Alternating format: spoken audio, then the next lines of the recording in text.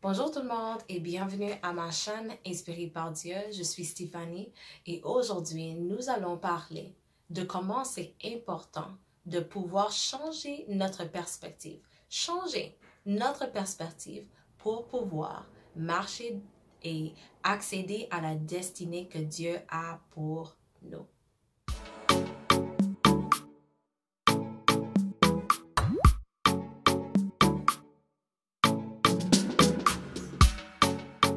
Ça fait assez longtemps que j'ai pas fait une vidéo sur une leçon biblique, mais j'espère être de retour avec ces vidéos. Et aujourd'hui, j'ai un sujet qui est juste, c'est fabuleux, c'est magnifique et j'espère que cela va vous bénir et encourager de changer, si nécessaire, ton perspective concernant toi-même pour que toi, tu peux commencer, pour que nous puissions commencer à nous voir dans la manière que Dieu nous voit.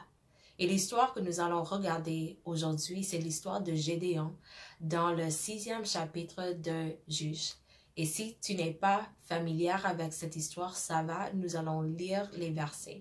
Nous allons lire Juges 6, versets 11 à 16. On y va. Puis vint l'ange de l'Éternel et il assit sous le térébinthe d'Ophra, qui appartenait à Joas de la famille d'Abiézer.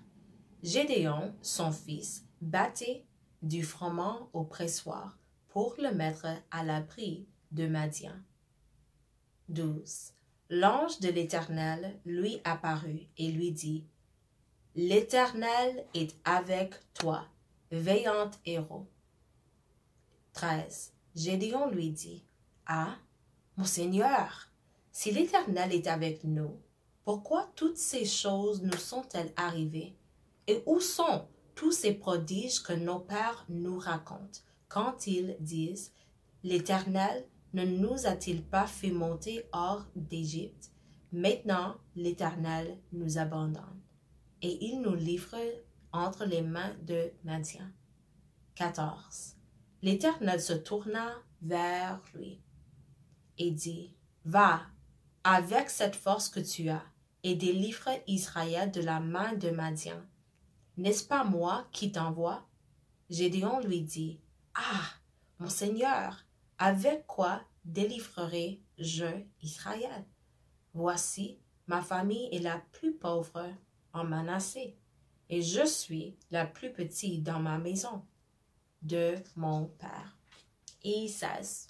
L'Éternel lui dit, mais je serai avec toi, et tu battras Madian comme un seul homme. Comme un seul homme. Ça fait quelques journées que j'ai pu lire ce passage dans la Bible et ça m'a vraiment touchée. ça m'a vraiment touchée. Et là, le sujet que j'aimerais présenter aujourd'hui, c'est changer ton perspective. Parce que le contexte de cette histoire, c'est que les enfants d'Israël étaient vraiment opprimés par les Madians. À chaque fois qu'ils essayaient de faire quelque chose, les Madians venaient détruire ce qu'ils ont fait. À chaque fois qu'ils faisaient une sémence, les Madians venaient prendre toute la récolte et laisser presque rien pour les enfants d'Israël. Donc, dans ce contexte, l'ange de l'Éternel vient à Gédéon. Et dans l'11e verset, nous rencontrons Gédéon en train de se cacher parce qu'il ne veut pas que les Madians prennent ce qu'il a. Et dans ce moment, il n'a pas beaucoup. Donc, il est en train de se cacher. Et l'ange de l'Éternel vient. Et c'est ça l'échange que nous sommes en train de voir dans le 12e verset. Mais voici ce que l'ange de l'Éternel lui appelle. L'ange de l'Éternel lui apparut et lui dit, l'Éternel, première chose, l'Éternel est avec toi. Et deuxièmement, tu es un vaillant héros. Mais voici ce que Gédéon répond dans le 15e verset. Entendez bien, Gédéon lui dit, à mon Seigneur, avec quoi délivrerai-je Israël? Voici ma famille est la plus pauvre en Manassé et je suis là le plus petit dans la maison de mon père. Okay? Quelque chose que je fais tout le temps, c'est de voir la définition des mots que la Bible me présente. Donc, ce mot-là, vaillant héros. Vaillant, c'est le mot hayil. Et voici la définition. Vaillant, c'est quelque chose qui a de force, puissance, efficacité, richesse, moyens ou autres ressources, substance, quelque chose qui est vertueux et digne. Alors c'est ça que Dieu lui disait. C'est ça la perspective de Dieu concernant Gédéon. Mais Gédéon, dans le 15e verset, est en train de dire l'opposé de ce que Dieu est en train de dire. Tandis que Dieu lui appelait puissante, il était là en train de dire non, je suis faible, je suis le plus petit. Tandis que Dieu était là en train de lui dire, je te vois comme un héros qui est riche, qui a accès à des ressources. Il était là en train de dire, mais ma famille est pauvre. Et c'était dans cet échange-là que Dieu était juste là en train de rassurer Gédéon.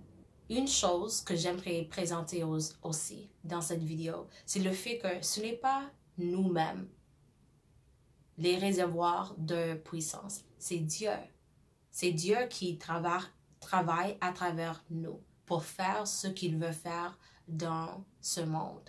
Mais il a besoin d'une personne qui dit, oui, Dieu, je te soumets. Je soumets à ton plan pour ma vie.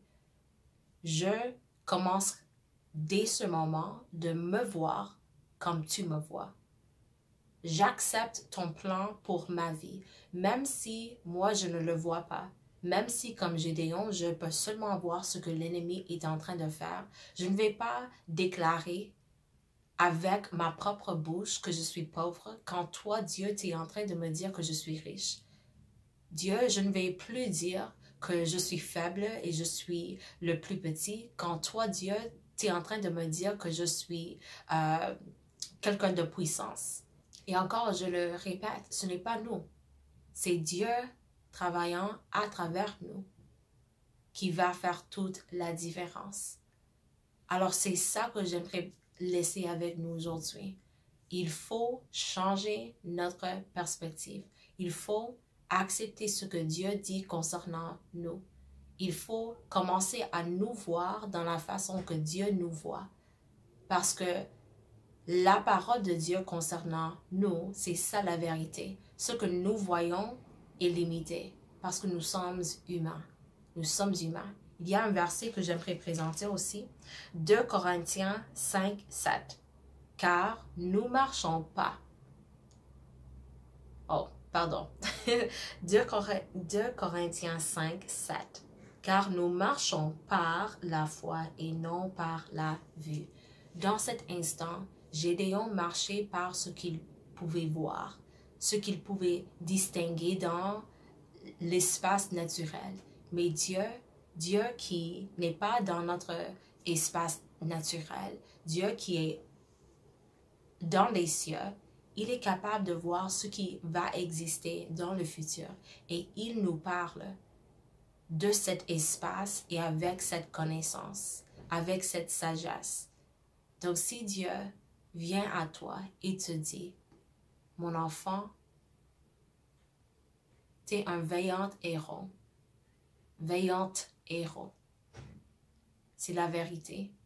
Parce que Dieu est en train de te dire ce qu'il voit dans ton futur. Et c'est à nous de changer notre perspective et d'accepter 100% ce que Dieu nous dit. Lorsque vous êtes en train de lire ce passage, et je vous encourage d'aller lire Juge chapitre 6. Mais lorsque vous êtes en train de lire ce passage, vous allez voir que Gédéon a demandé à Dieu plusieurs signes pour confirmer, est-ce que c'est vraiment toi? Est-ce que tu es vraiment avec moi?